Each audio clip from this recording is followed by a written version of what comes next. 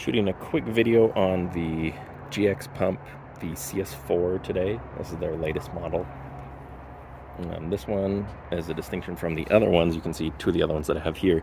This one is actually liquid cooled, so it runs much cooler, and it's also a lot quieter. I asked the manufacturer why this one was so much quieter. I assumed it was because of the liquid cooling, and so it just stayed cooler and didn't have to have as many fans.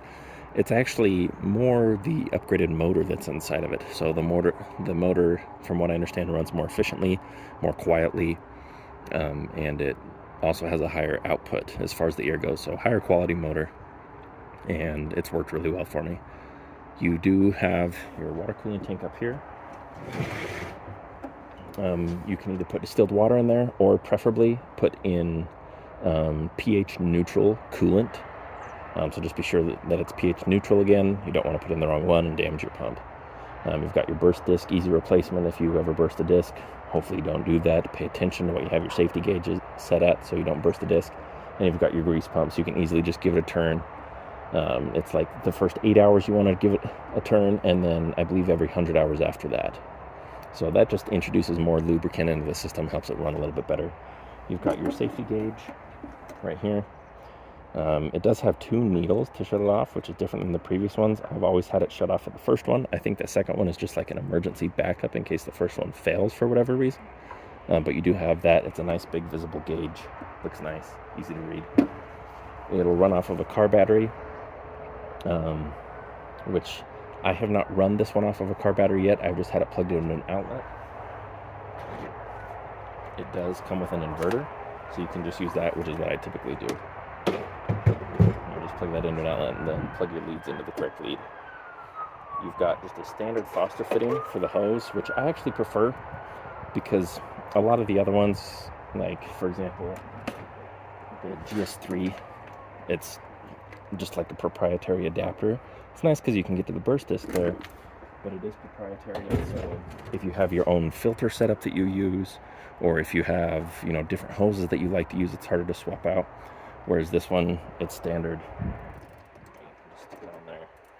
Run this to a filter, inline filter preferably, or run it directly to your gun if you're, in a dry area like I am and aren't too worried about it. But it's nice just to have that standard connection. So, basic operation, you'll have it plugged in, and you want to make sure your bleed valve is open before you start. You'll switch it on, hit the start button, it'll fire up, start pumping your gun up. You'll set your PSI to the right spot wherever you want it, and then as soon as you're done, or as soon as it hits the correct pressure, it'll turn off on its own. And then you just open up your bleed valve again. You close it once you start it up, open up your bleed valve again, it'll bleed off all the excess air in the system, in the hose. You can disconnect the hose from your gun or your air tank, whatever it is that you're doing, and then you're good to go. You can just fire it off at that point. The only difference would be if you didn't want to go to when it shut off, you just push the off button and it'll stop pumping on its own. So really pretty simple and straightforward to use. So gonna go get my Leshy, we'll fill that up and show you guys how it works. Got the Leshy set up. You can see I've hooked up my inverter, which is running off of a wall outlet.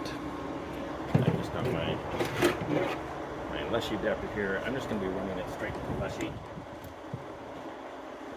I know people give me crap for not using a filter. I'm in a really dry environment. I haven't had issues with moisture, but I probably will get a good filter one of these days, just as an extra layer of precaution. The Leshy is filled up to 250 bar, just so we don't sit around all day waiting for it to fill. It is pretty fast, but people like short videos, so just walking through. You want to fire up your pump, make sure your bleed valve is open. Doesn't have to be open all the way, just make sure it's loose and air can come out. And fire up your start.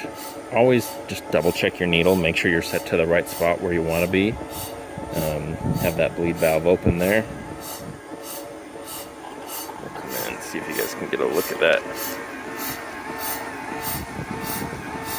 The needle as it moves up. Haven't closed the bleed valve yet, but here, I'll close it.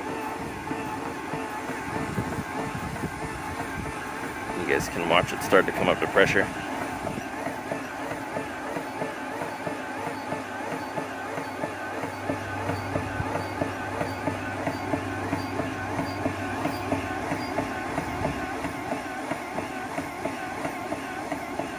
Again, the gun's at about 250 bars, so you'll see it slow down here.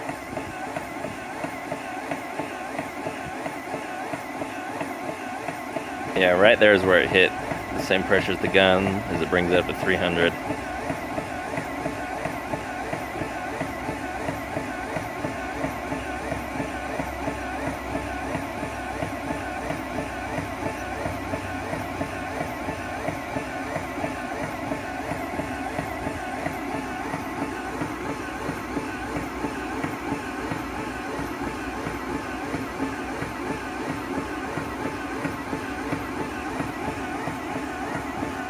Getting that last little bit of pressure.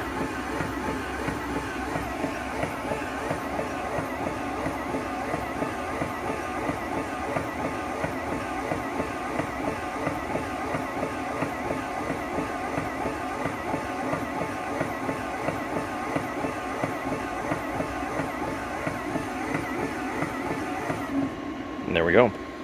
So that was the last 50 bar, and of course the last bit is always the slowest. But it fills up plenty fast for what I need.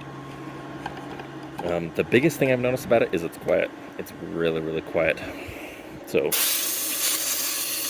bleed off your excess air when you're all done.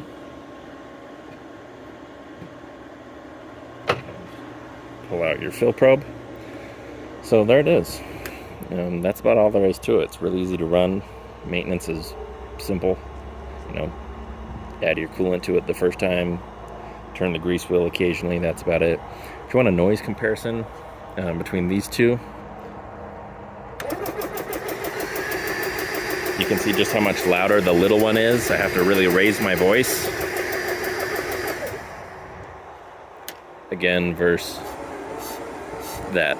It's background noise, you know, it really doesn't bother me at all. So, especially if you want a really quiet and fast filling pump that'll run for a long time, I would highly recommend looking at this one. It's a little bit more expensive, but I think it's worth it.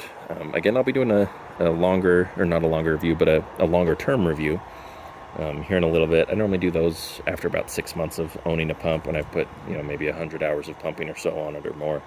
So look for that. Let me know if you have any questions. I'm pretty active in the comment section, and I would be happy to answer them. So let me know, and happy shooting.